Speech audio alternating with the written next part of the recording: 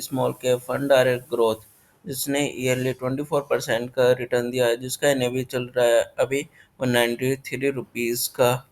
और इसने ईयरली 24% का रिटर्न दिया है और इसका फंड साइज हो चुका है 31,790 करोड़। अब बात करते हैं, इसका एक्सपेंस रेशियो है 0.7%, यानी कि इस फंड को मैनेज करने के लिए 0.7% मनी का यूज किया जाता है इन्वेस्टेड अमाउंट में से। एग्जिटेड लोड का बात करते हैं तो इसका एग्जिट लोड 1% है, अगर 1 साल से पहले निकालते हैं। होम साइज आपको बता चुका है, इसमें कोई लॉक इन साइज नहीं है और इसकी एज हो चुकी है 12 year 5 months. Benchmark BSE 2050 small cap TRI। Minimum investment इसमें आपकी होगी 500 रुपये से। रिस्क इसमें हाई रिस्क है, अगर 1 साल से पहले निकालते हैं तो आपके ऊपर 20% का टैक्स लगेगा, अगर 1 साल के बाद निकालते हो तो आपके ऊपर 12.5% का रिटर्न लगेगा, अगर आपको 1 साल में 1.25 लैक्स का प्रॉफिट होता है। अब बात करते हैं कि अगर आप इसमें 1 लाख इन्वेस्ट करते हो 10 साल के लिए तो आपको टोटल प्रॉफिट होगा 5.5 लैक्स का। और अगर आप मंथली SIP करते हो 10,000 की 10 ईयर के लिए तो आपकी टोटल इन्वेस्टमेंट होगी 12 लाख की और प्रॉफिट होगा 23 लाख का, यानी कि टोटल आपकी अमाउंट हो जाएगी 35,81,000। हम बात करते हैं कि इसने किस मंथ में कितने परसेंट का रिटर्न दिया है। 7 मंथ में 5.26 का रिटर्न दिया, 3 मंथ में 13 पॉइंट का, 6 मंथ में -6.59 का, 1 ईयर में 5.61, 2 ईयर में 20.51, 5 ईयर में 30.9 और इसने 10 ईयर में 20% का रिटर्न दिया है। अब बात करते हैं कि इस फंड के कहाँ निवेश कर रखा है इसने। लार्ज कैप में 0%, मिड कैप में 1.99, स्मॉल कैप में इसने 86.88% निवेश कर रखा है।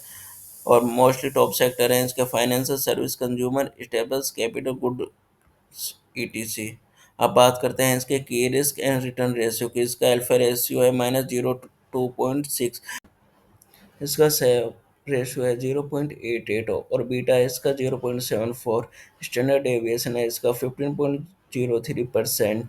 अब बात करते हैं इसके फंड को कौन मैनेज करे। इस फंड को मैनेज करे मोहनलाल रामा अय्यर श्रीनिवासन। अल्फा रेशो वो रेशियो होता है जिस किसी म्यूचुअल फंड ने अपने बेंचमार्क जैसे कि निफ्टी या सेंसेक्स के मुकाबले कितने परसेंट का रिटर्न या कम रिटर्न दिया है। अगर अल्फा पॉजिटिव है तो इसका मतलब फंड मैनेजर ने मार्केट से बेहतर प्रदर्शन किया है। और और इसको मैं एग्जांपल के तरीके से बताता हूँ, अगर मार्केट ने 10% का रिटर्न दिया है और फंड ने 12% का रिटर्न दिया है तो अल्फा +2 है, यानी कि फंड ने एक्स्ट्रा कमाई की है। अब बताता हूँ second term, Sharpe ratio. Sharpe ratio ये दिखाता है कि आपने जितना रिटर्न कमाया है वह कितने रिस्क पर कमाया। जितना ज़्यादा शार्प रेशियो है उतना बेहतर फंड का परफॉर्मेंस होगा। अब बात करता हूँ थर्ड की बीटा। बीटा ये बताता है कि फंड मार्केट के मुकाबले कितना तेज या धीमा है। अगर बीटा 1 से ज़्यादा है तो फंड ज़्यादा ऊपर या नीचे ज़्यादा तेजी से होगा, अगर बीटा 1 से कम है तो फंड ज़्यादा स्थिर होगा। अब एग्जांपल के तरीके से बताता हूँ, मार्केट अगर 10% गिरता है और फंड 15% गिरा है तो बीटा ज़्यादा है। मार्केट 10% गिरा और फंड सिर्फ 5% गिरा है तो बीटा कम है। Number 4, standard deviation. ये बताता है कि फंड के रिटर्न कितने उतार चढ़ाव वाले हैं। जितना ज़्यादा स्टैंडर्ड डेविएशन उतना ज़्यादा रिस्क या अनिश्चितता। और एग्जांपल के तरीके से बताता हूँ, अगर फंड कभी 10% तो कभी पाँच -5% दे रहा है तो इसका स्टैंडर्ड डेविएशन ज़्यादा है, यानी फंड बहुत ज़्यादा रिस्की है।